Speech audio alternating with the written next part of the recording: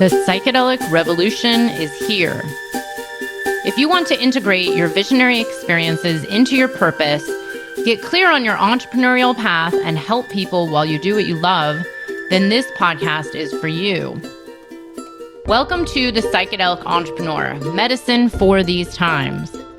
I'm your host, Beth Weinstein. I'm a spiritual business coach, 3-time entrepreneur, and a lifelong student of psychedelics and sacred plant medicines. You carry your own unique medicine, and your medicine is what we need for these times. This podcast will help you to share your medicine so you can create transformation in the world. Listen in on conversations with psychedelic leaders, changemakers, and conscious entrepreneurs who are living proof that a better world is possible when you follow your heart and live in alignment with your soul. Hello, everyone. Welcome back to Medicine for These Times. I have Elizabeth Jo with us here. Hi, Elizabeth. Thank you for being here. Thank you so much for having me, Beth. I'm excited to be here today. It's so good to have you, and it's so good to meet the other half of Altered States Integration. We were just talking about your event and party that I missed at Psychedelic Science because I was in my tiny little hotel room sick. But let's get into it. I'll tell the audience a little bit about your background, and then we'll start on the questions. So Elizabeth is a holistic dietitian, nutritionist, and change coach with 15 years of clinical experience. Since graduating from Bastyr University, she has studied coaching, human behavior, psychology, yoga, flow states, and mindfulness-based therapies. In her free time, she offers peer support in online forums and volunteers at festivals, providing psychedelic harm reduction with N.E.S.T, Zendo Project, Fireside Project, RestPit, and Sanctuary. Elizabeth co-founded Altered States Integration in 2012 to reduce the barriers accessing integration services. She is a director at Psychedelic Society of Texas and organizes their online chapter. She also has authored Breaking Emotional Addiction, Neurohacking BDP with Ibogaine, detailing her personal healing journey. Elizabeth is passionate about reducing barriers to finding compassionate support for processing non-ordinary states of consciousness, and she's currently studying coaching at Lumia. So Elizabeth, I want to hear all about your background. How did you get to this place of where you're at now, getting into harm reduction, dietitian, even a book, which I really want to hear about this, Neurohacking BDP with Ibogaine. But what brought you to this place? And, was it your upbringing and the path that you were on, when you were younger? This path actually for me did start very young. When I was 13, I actually stole my first herbal medicine book from the library. And later on, when my mom found it, we returned it. So that was a lesson in and of itself. But I had a strong affinity towards plants and nature. Both of my grandmothers are nurses, and that runs in my family, and both of my grandfathers were farmers. And so I think that kind of being in this natural medicine space came rather early for me. I went to Bastyr University for dietetics to become a dietitian, but that was because I felt my mom on my shoulder telling me to do something practical, right? Do something that you can get a job at. And while I was there, I really wanted to do the herbal science, and so I pushed myself, and I actually graduated with a double major and a minor in herbal science, nutrition, and then the minor in dietetics. So I entered the field of dietetics, and very quickly I already knew that I didn't really want to work in mainstream modern medicine. Bastyr is this bubble of naturopaths and Chinese medicine practitioners and people who are into maybe a more holistic way of viewing health. And so I started out in an acute care hospital just to get the run of the land. You got to know what you don't know. As I was there, I decided that I would take a first travel job. And that was over 15 years ago. And I was probably one of the first people in my field to be a traveling medical worker as a dietitian. And I have been all over the country and all over the world. I think that an important part to add in is that I've been a sufferer of BPD since I was a teenager. And I think the entire time, while I wanted to be a healer for other people, that compassionate part of me has always been alive, is that I really was doing all these different modalities and seeking out all these different interests to heal myself, to really see how I could change, because I knew from a very young age that my experience of the world was not healthy and not okay, and that I didn't want to continue being that way. And psychedelics, as a teenager for fun, a little bit, but not really. I was really careful because I also knew my mental health was like a little shaky. And I was like, oh, what if I lose my mind, right? This is like the 90s. And we all thought that we would jump out windows or lose our mind completely. So a few years ago, about 2018, I was really struggling with my mental health and where I was in my life in my 30s, and thinking, hey, like, how do I connect? How do I like get a partner? How do I like make my dreams come true if I'm always struggling with this suicidality and these emotions that are bigger than I am? And trying to build relationships. And so I came honestly to a place of desperation and did Iboga. I ordered it off the internet. I did an DIY experience. And I really got the miracle, but I know that that wasn't an accident either, because at the time I was taking Jamie Wheel's Flow Fundamentals course, and I was trying to figure out how to hack my entrepreneurship and how I could get up every day and be my best self. And at the same time, I was taking a online DBT course, that's dialectical behavioral therapy, and that was teaching me skills like distress tolerance and mindfulness and interpersonal relationship. And so when I had this experience with Iboga, this life review happened, and I had an entire quest journey. And at the end of it, I had to really unlock all of these memories. And the way I unlocked them was by undoing them, by changing what was there and changing my perspective, but also changing my outcome in each one of my memories through my life review that I had. And it was really profound. And afterwards, I decided that I wanted to do something that could help other people heal, because when you get the miracle, you want people at least to have a taste of it, and you know that it's possible. I think you might be the first person I've ever met that's given themselves Iboga, just kind of like self-heal. And I think that's amazing. And especially along with all these complementary modalities. And, I'm sure you know more about this than I even know, but they talk about borderline personality disorder to be like not complementary to psychedelics. There's a lot of arguments over if this is going to make people worse. And by the way, I am definitely one of those people. My whole teenage years, as I was doing a lot of drugs, I thought I would definitely be one of those people that would like turn schizophrenic and lose it all and like go the opposite direction. Because, just so much trauma and so much instability to begin with. But back then it was just like numbing, the numbing was really helpful. But this is really incredible. So how did then this turn into coming up with, altered states integration, harm reduction? Like what brought you to this place of, obviously wanting to help people, but we're not all going to, let's say, festivals doing Iboga, at least I hope not, but hey, who am I to judge? But I'm curious, like what then brought you to the harm reduction world? So I actually was already in the harm reduction world.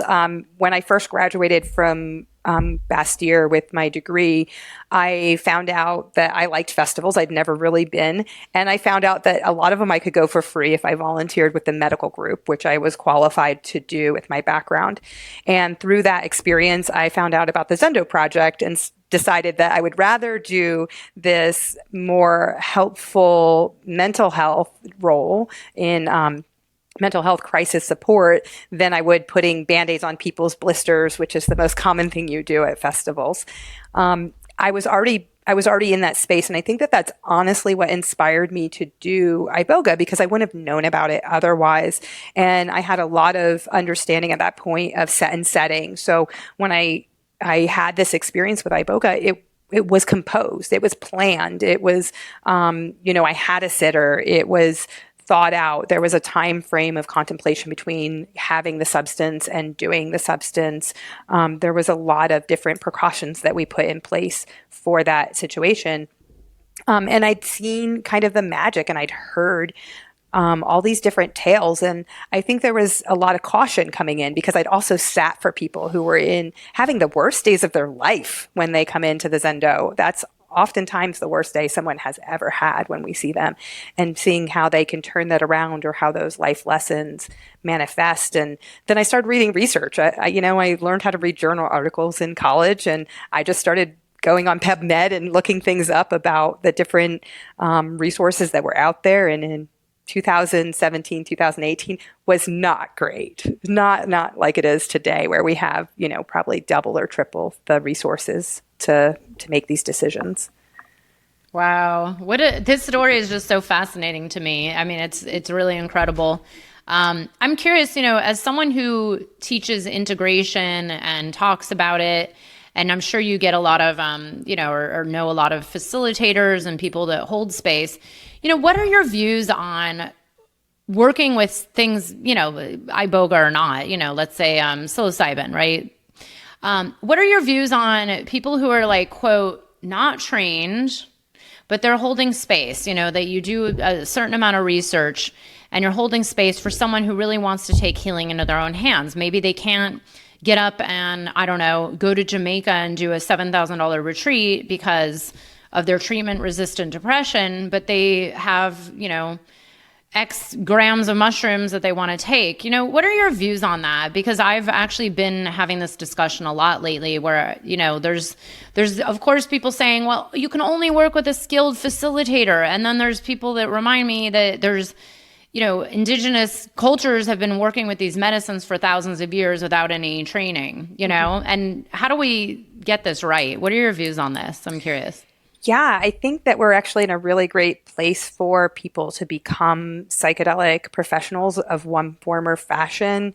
And I think that there's a range of what people can do with a DIY education, right? So my education is not directly psychedelic. I have a plant medicine background. I have a biochemistry background through nutrition. I have, a background as a yoga teacher. So I've done meditation training. I have done Zendo training. So there's a lot of different pieces that I've put together to kind of hold space for people for integration and, for doing crisis support in psychedelics. I think while we don't have to have formal training, and formal training is one option, I think is a great option for people coming in with no background, right? If you have no background, you need to build skills. And that can look like doing first aid at minimum. Like you should know first aid, you should know CPR if you're going to work in any sort of healthcare. This is healthcare. You can do wilderness first aid, which is a woofer through Knowles, which will give you better ideas of what hypothermia looks like in somebody that you would be working with. I think that the scary part is that there's people coming in who have very little medical skills to start with, and they also have very little experience with psychedelics. And you put that together, and I think that that's the recipe for harm to happen, right? So we're trying to be harm reductionists or risk reductionists, and we're trying to reduce the chance of harm. And sometimes that can happen whether we like it or not, but how do we deal with the fallout? I think that's why there's such an attraction to doing harm reduction at festivals right now, is because how else are people supposed to get exposure to difficult psychedelic experiences without it being in front of them as their client, as their problem straight off? Because that's scary, that the first time that you ever have a difficult psychedelic experience in front of you is by yourself as a sitter when you've only done it a few times. So I think that that's where, for me, the pendulum is never on one end or the other. I think our programs like Vital that are out there are really comprehensive. And at the same time, I don't think that that's also educationally accessible to a lot of people. in the future, hopefully we'll have spiritual guides, but they're also going to know CPR, and they're also going to have some reflective listening training, and they're also going to have some psychedelic first aid training. So I think it's about building the pieces that are gaps in your education to making you a well-rounded individual. I really love this point of view, especially with, kind of like, I always see it as like the basic foundational pieces, whether you're experienced for 30 something years or somewhat new and you just want to start holding space for your friends. I always agree. It's like, well, a proper medical intake, a proper understanding of people's backgrounds, and a proper, maybe some kind of like CPR, like the very basics. To me, that's where there's like, okay, basic harm reduction. But then, maybe not having to go through a 3-year, $32,000, psychedelic facilitator training, which, I don't, which I found recently. I didn't know this existed until the other day. And I was like, well, okay, I don't think there's anything wrong with it, but I don't know if this is moving the psychedelic healing forward that so many want. The demand is so high. There's, more people like you just taking it into their own hands. Like, oh, I don't even need a sitter. Let me just take a bunch of 4 or 5 grams on my own and hope that everything's okay. I wouldn't do that, by the way, but I know people who do. I did have a sitter, just so you know. I did have a sitter. That's great. And I did have somebody who was trained in harm reduction, who could make some of those educational calls. So I did make sure to have that support. And I think that's where scope of practice comes in, is understanding what your scope of ability is, and understanding when somebody comes to you as a sitter that is outside of your scope, right? Yeah. So if somebody is not able to maintain daily activities of living, which we talk a lot about in medicine, then that's the line where they really do need that much safer container, where they have medical personnel that can help them and progress them through the experience and follow them afterwards. But I think that, we have to kind of be honest about our skill set. And I think that that's where my fear is, and probably what you see is where we have people who have maybe done psychedelics once or twice. They had an amazing experience. They've never even had a bad experience. So that's not even on their radar. And then how do they know how to deal with somebody who is going to have a bad experience in their presence, and what they might do about that? I don't know that the Fireside Hotline's a great backup plan. I know. I actually end up preaching this all the time. Like, know your own personal boundaries, get your ego in check, like be honest with yourself. If you do a proper intake and there's a red flag that says, oh, I have this condition, and you don't know anything about that, then be resourced, or maybe, send this person out to one of your other resources. I mean, even me as a coach, I have this whole list of resources where it's like, okay, when we're getting into something that I either, maybe I know a fair amount about, but it's not my zone of genius, like I will send them to, my somatic therapist friend, or someone to help with a certain kind of trauma processing, where it's, it's just not in the scope that I offer. And I think this is where, and I've had so many conversations over the years about facilitators and people holding space, and underground or above ground, to really be honest with themselves and get their ego in check. But the irony here is there's a lot of people that are just like gung-ho and excited, and like you said, they might have that one experience. It's like, I want to give this to everybody, but maybe they haven't even been put through that ringer themselves, which I always wonder. I'm like, how is that possible? Because for me, I'm always put through the ringer. But, what are some issues you're seeing? Because you're based in Colorado, right? Generally, I'm based out of Colorado or Texas, but generally on the road. Yeah. And Colorado has this, it's like this epicenter all of a sudden, ever since the proposition passed in November, and now psychedelic science, and, with legal cannabis and now legal plant medicines.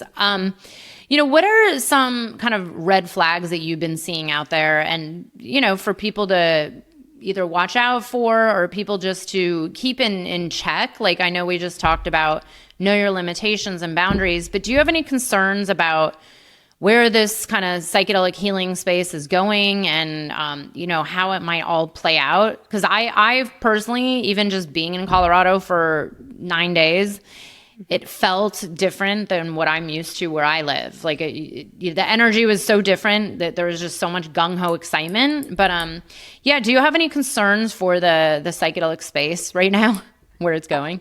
Absolutely. Especially here in Colorado, it is the Wild West.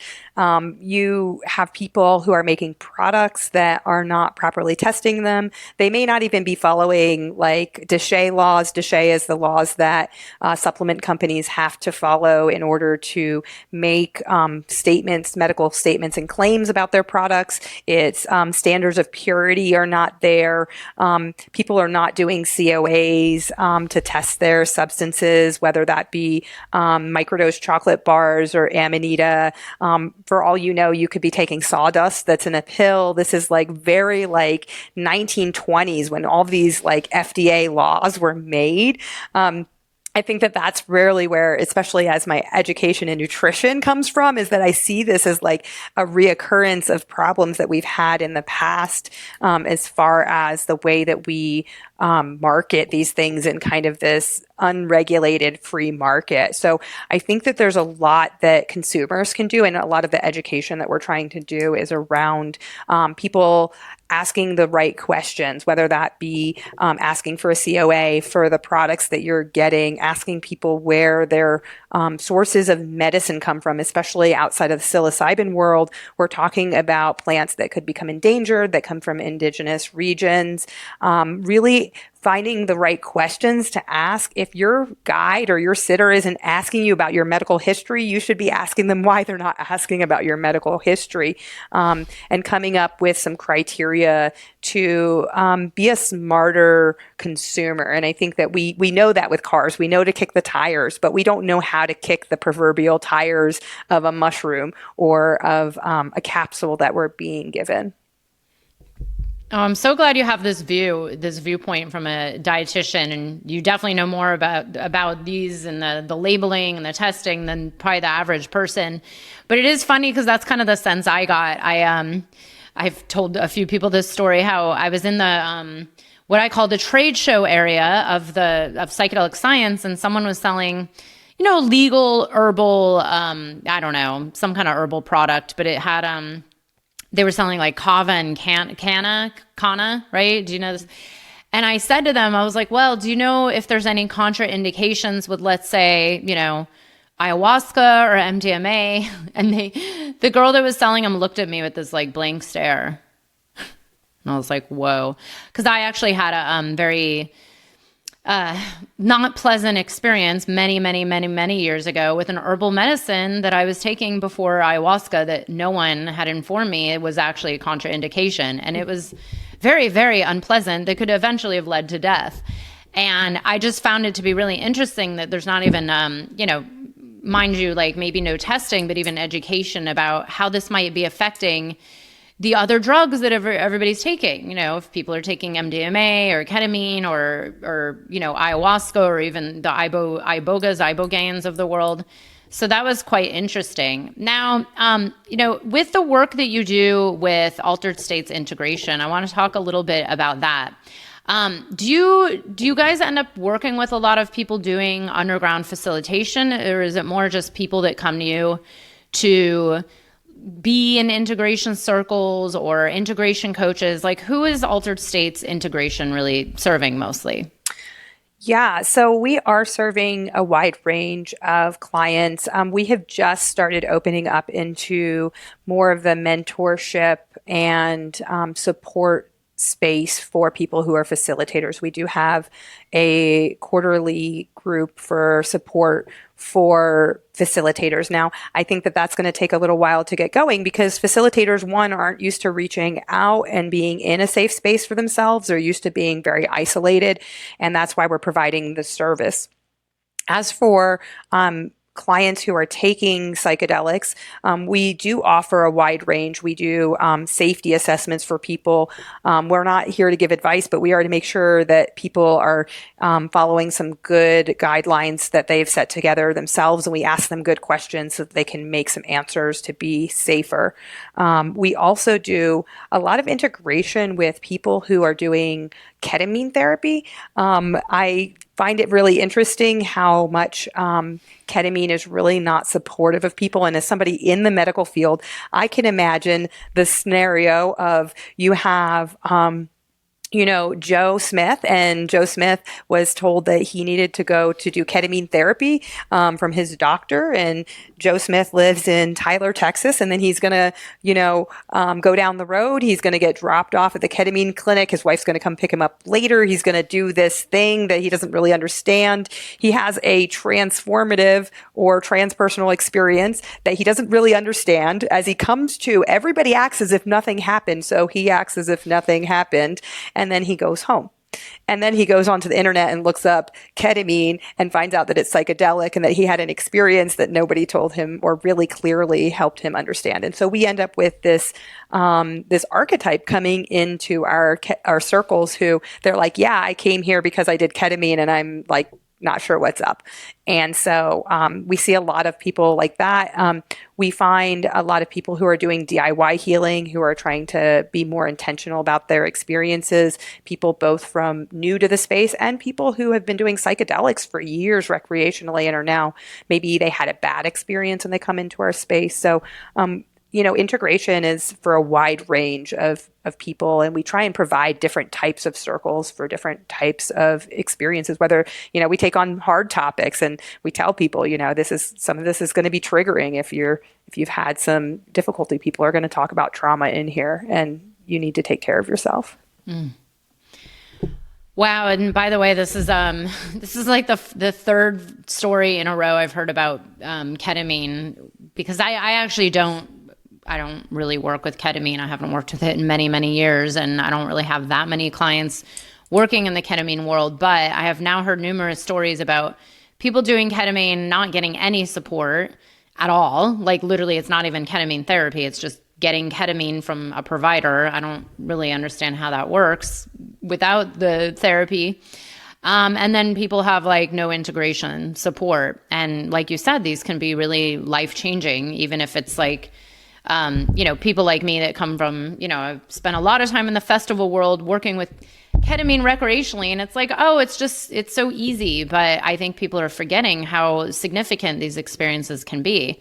And, how I have heard numerous stories, and I'm sure you have, about even like re-traumatization happening in these spaces, whether it's above ground, underground, legal, not legal, DIY. Hey everyone, just a quick break to remind you that the True Path Entrepreneur Group Mastermind Program is open for enrollment now. We start at the beginning of 2024 in January, but we are starting to take applications now. If you'd like to learn more, you can check out the Mastermind webpage on my site at bethaweinstein.com/mastermind. This is a 12-month group community-oriented mastermind program where you learn how to start, grow, and get clients in your business so that you can help more people, make a difference in the world, and do work that you absolutely love. This mastermind program is designed for new and early stage coaches, healers, psychedelic entrepreneurs, therapists, and anybody who wants to do transformational work in the world and wants to learn the exact steps you need to know to grow your business to the next level, to be able to share your unique medicine and make a difference in the world. So again, that's bethaweinstein.com/mastermind. The True Path Entrepreneur Group Business Coaching Mastermind Program is open now. Let's talk about this a little, about trauma and ethics that's happening in whether it doesn't really matter if it's like the legal world or not.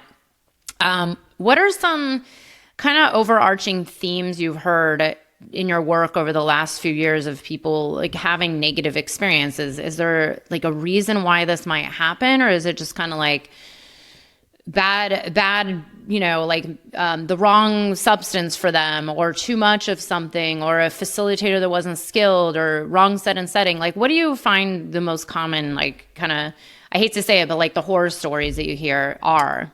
Sure. I mean, things do go wrong. And that is, unfortunately, when you're working, it's like being a therapist, you hear about people's trauma. Being an integration coach, you hear about people's difficult experiences on psychedelics. A lot of what we hear is people having recreational use that goes a direction that they didn't think that it should. That can be traced back to not having the substance that they thought. So, substance testing can be an issue there. It's, part of the underground thing of having illicit substances, and or being at an event and then maybe they took too much, or they weren't ready for the dehydration that goes with being in a situation like that, or maybe they had a lot of recreational use that was positive and then they go to Burning Man and it's a totally different ball game and they overdose themselves.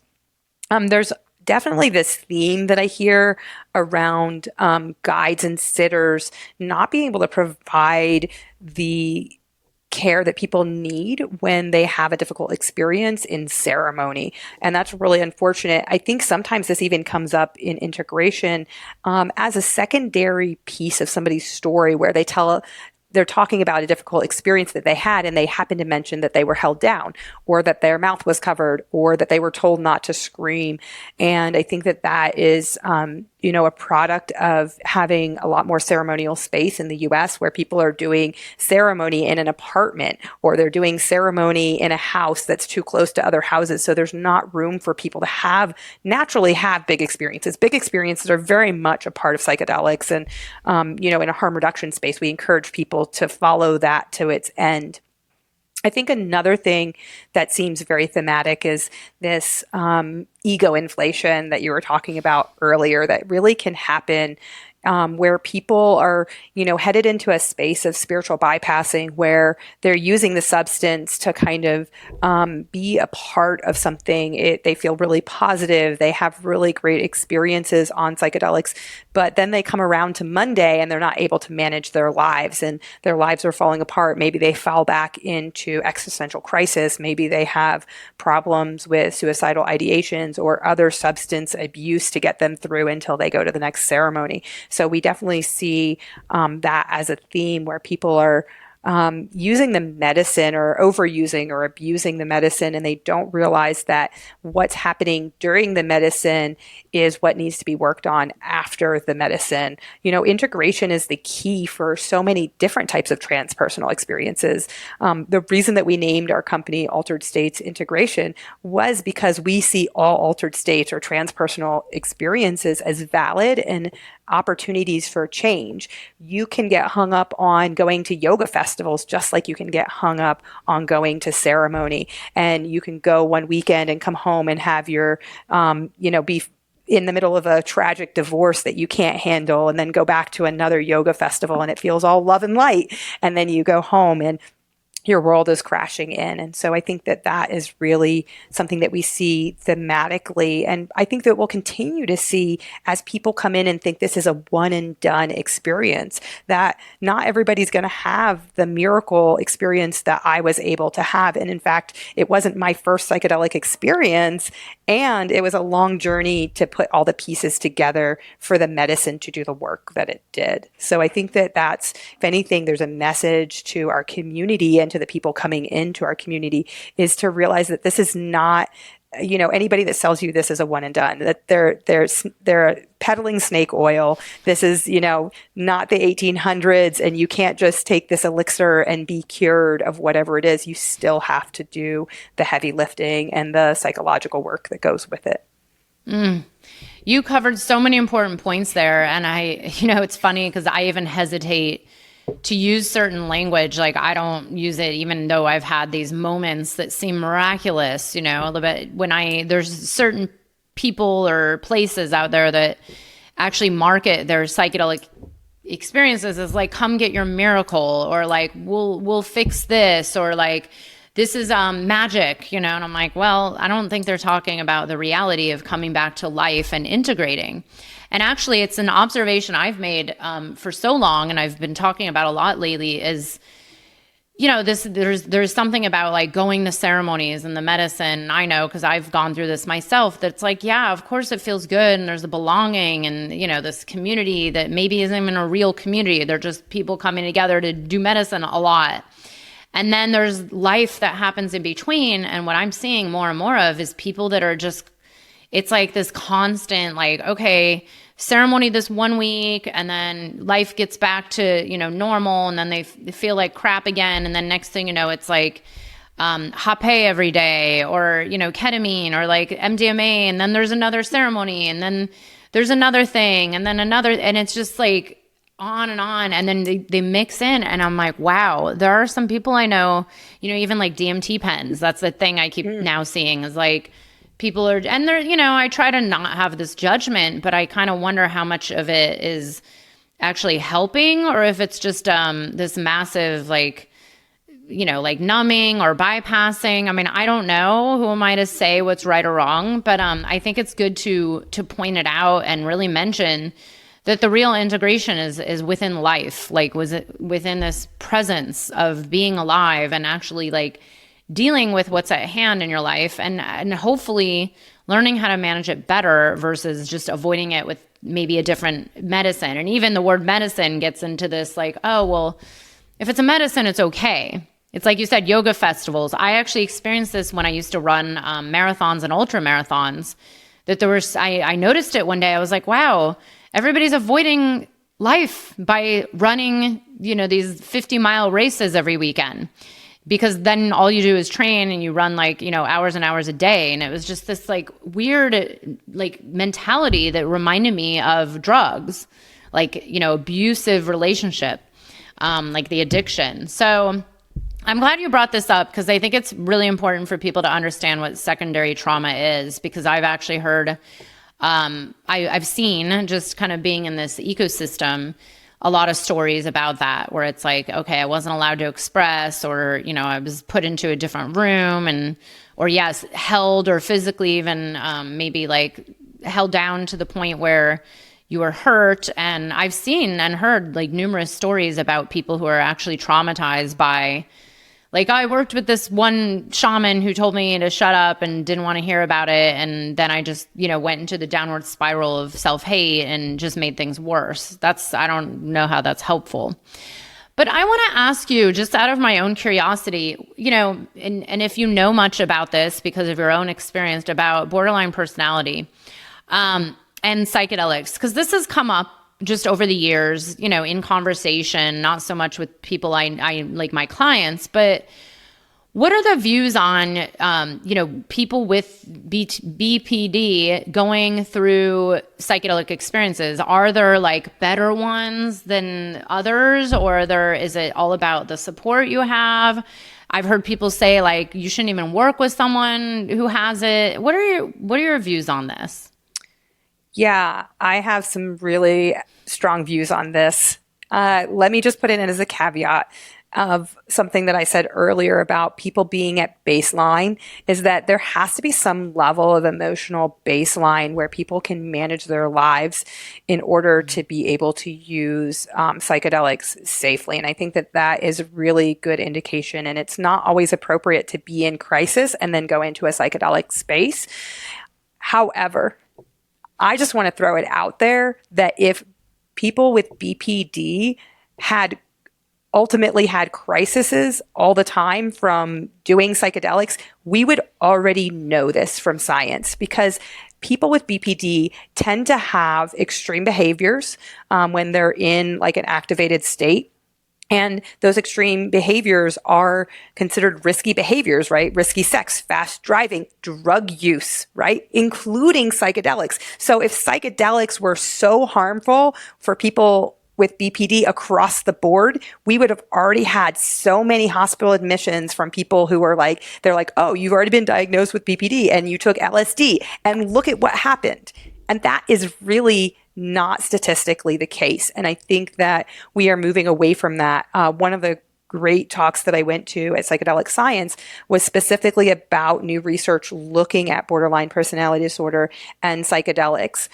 I personally, from my experience, do think that there will be on down the road some connections that they find with using Ibogaine for BPD as part of the addiction cycle, because my book is called Breaking Emotional Addiction, because a lot of what BPD is rumination, either on the future or the past, and being stuck in those cycles of narratives. And that's an addictive cycle. And I think that it really still activates a very similar part of your brain. So if you can have a break from that while you're making changes and have neuroplasticity for up to 40 days with Ibogaine for your half-life of the medicine, then you have a really big opportunity to make some substantial changes. Now, I would love a chance to address kind of me after Ibogaine, because one of the most miraculous things for me, and I keep using that word because for me it really was a miracle. However, the thing that was the most stunning for me was the day after I woke up from Ibogaine, was that my mind was quiet. And that was the rumination. That was the inner voice that was always so loud and so compelling and so needy and constant, is that was so much quieter, and there was this lack of pull. So even probably it probably was at least 90 days later before I even had my first SI related thought after that point in time. And I remember just kind of having it and being like, that's not what I want. And like, it went away. And that's so much different than what people experience of this nagging, cranking kind of feeling that's very visceral. And I think that is where Ibogaine will be really important for people as they move forward, is to like have that relief, because, we don't even know what it's like. Most people who have these mental health problems that they've had since they were children, because these are, secondary trauma, this is complex PTSD, is that there's not even a context of what a normal life looks like. And I think that is also the struggle that people with addiction come back to, is that we come back to a place and then you're like, well, is this normal? Did I heal? And here's the thing, is that, do I have some of the same tendencies I had before? Yeah. I'm still like, when I'm angry, my voice is still going to be raised. When I'm feeling inconfident or like that I have some sort of imposter syndrome, which is something that like I still have to deal with as a psychedelic leader. I have to definitely deal with that on a regular basis, is that I still have those thoughts. It's how I deal with them and my ability to deal with them, the ability to walk past something, to say, oh, I had a thought. I don't really like that thought, but I'm not going to keep that thought. That you can, it's that floating down the river that they tell you to experience when you're meditating, that you see the leaf floating by and then it's gone, instead of having that leaf stick to your face and be stuck on there as you're trying to claw it off, which is the experience I think that you have when you have difficulties with mental health. Wow. It's so incredible. And I'm so glad that we got to talk about this, because, I feel like, thank God there's so much more research coming out, but to hear this perspective, because I think there's such a quick to judge in the psychedelic space of like, oh, well, that person has this, don't give them something, or they did that, or they had this one, episode 4 years ago, it's like, what other things can we take into account for looking at this holistically for, potential for healing? And I just find this so fascinating because, of course, I've had clients that have dealt with it and worked with psychedelics. And, I've always wondered, like, is this helping or making them worse? And maybe it just depends on the integration and all the therapeutic modalities that they have. And like you said, I'm actually a big believer in, I don't believe that our trauma gets like, healed to this point where it's like never gonna bother us again. I believe it's just more, it gets us to a place of like, oh, I'm functioning so much better than I ever have. Now when something comes up and triggers me, it, floats on by, versus, this quest. And I feel like I see this a lot with psychedelics. There's this quest to just like get rid of everything, because everybody wants to feel happy all the time. And it's like, well, there's this human experience, and I think it isn't about like not feeling bad or not getting angry or not having episodes. It's more about like getting it into a healthier check to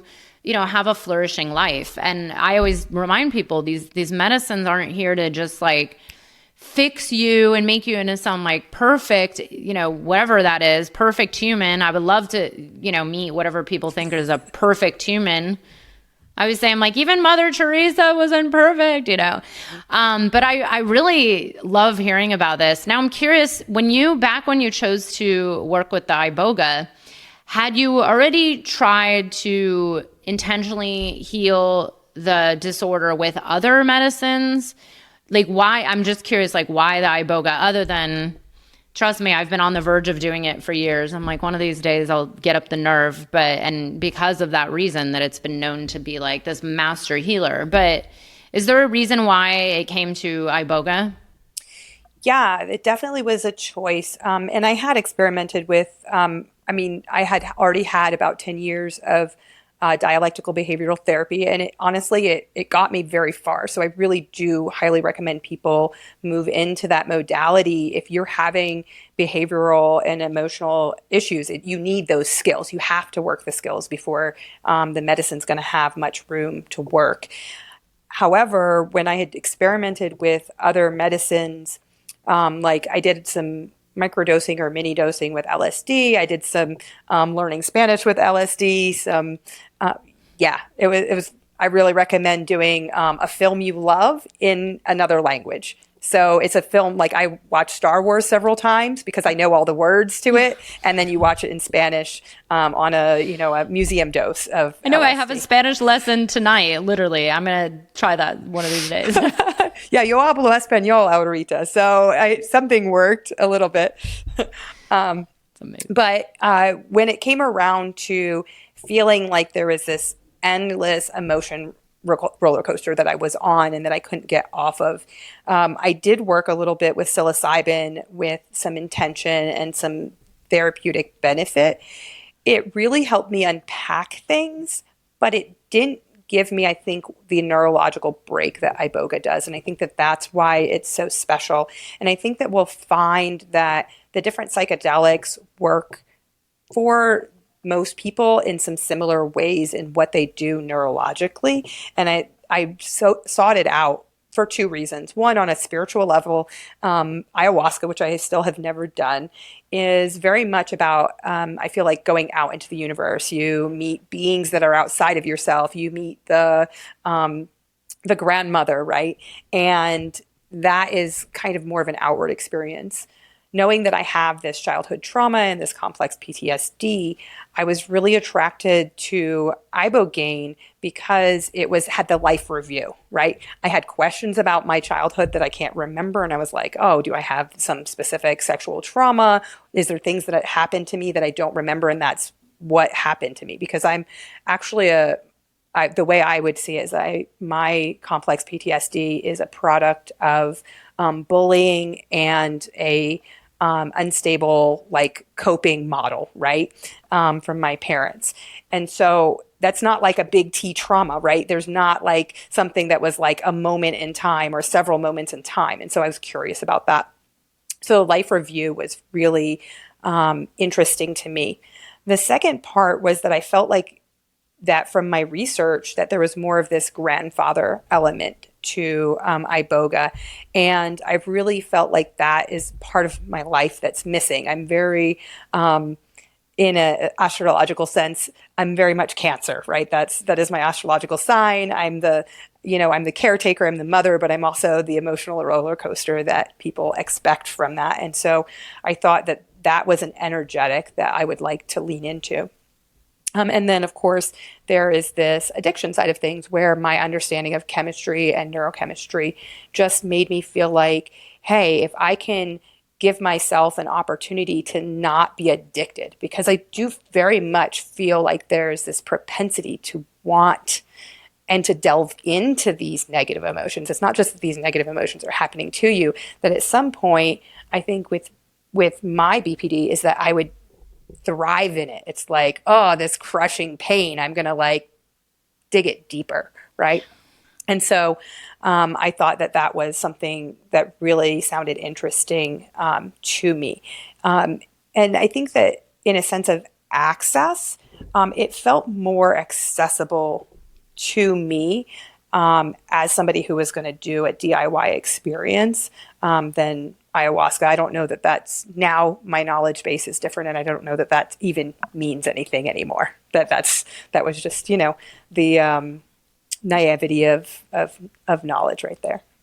Wow. I'm so glad you share this. I really am, because I think so many people maybe wouldn't be up for sharing this out in public, but I actually think this is really important. There's so many people that suffer out there, and, not to say people should go do this on their own, but just to get a sense of, like the spirit behind it, like you said, like that addictive feeling. Like I've had this so much where it's like, I've questioned, I'm like, am I just addicted to some form of suffering? And I think a lot of us are, whether it's like diagnosed as something or not. I say this a lot in clients where it's like, I have to work with clients over and over to help them reprogram their inner state of being to feel safe enough to allow things to actually be okay.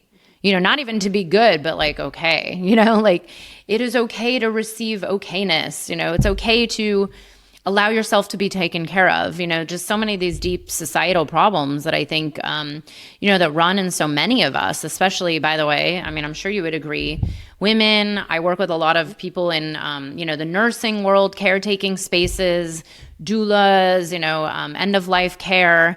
And there's very often this imbalance, and I've seen what happens after many, many years where there's this struggle, or even getting sick, or even just like, hey, there's something up and I don't know what it is. And it's like, well, like look at this like history of the pattern and how it runs in the background of your life.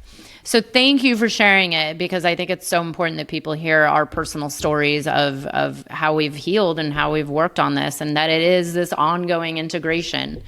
So Elizabeth, I want to give you a chance to talk about, what you're up to with Altered States, what you're up to personally. I know you're in your coaching school. Like what's next for you in the next 6 to 12 months? Oh, so much. I have to say the best part of reaching this level of healing for me is that I have all that time I used to spend being stressed or ruminating about things to work on projects. And so it is pretty amazing. The very next thing for us is heading out to do harm reduction at Burning Man. That's just our annual gift. Super excited to be doing that. And, I think it keeps me fresh in the world of being exposed to psychedelics. Toby and I don't do psychedelic experiences at this point in our organization. In the future, we'd like to have some sort of a legal retreat, but that's the direction that we're heading.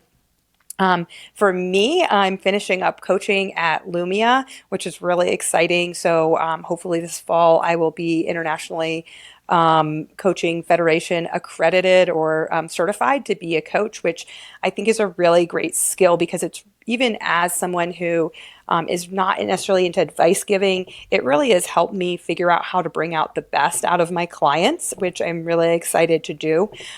This fall, we are doing our 5th or 6th cohort of start to finish integration circle course and leadership workshop, where we are bringing in people to learn about what it means to hold space as a psychedelic leader. So we have people who have started integration circles. We have people who have started psychedelic clubs or societies. And we really want to kind of bring in this lower level entry into the psychedelic field, right? I'm not training you to be a facilitator. I'm not training you to be a coach. Actually, all I'm training you to do is to be a peer, and how how to look at ethics. I mean, this is something that we are really leaning into over and over, is like, what is the standard in our field? Like, how can we bring up this standard of how people relate? What is conflict of interest? How are you going to deal with the illegal versus the legal substances that are going to be in our communities? And then really kind of delving into what it means to work with difficult people.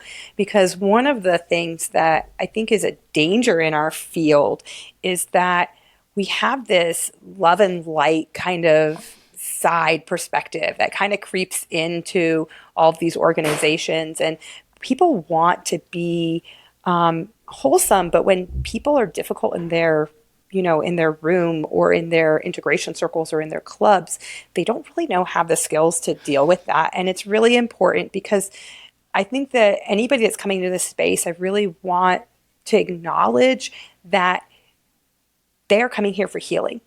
People are coming here because they have problems. Coming here for healing means I have problems and I'm trying to work through them. It doesn't mean that they have the skills to work through them. It doesn't mean that they have the guidance to work through them. And so as leaders in this space, we have to be ready to be role models and to help people figure out how there's a pathway to making mistakes and then to coming back into community. And so really our focus for the next probably 12 months, or even probably the rest of my life, is helping people learn how to build community, setting standards for community, teaching people how to deal with difficult people, right?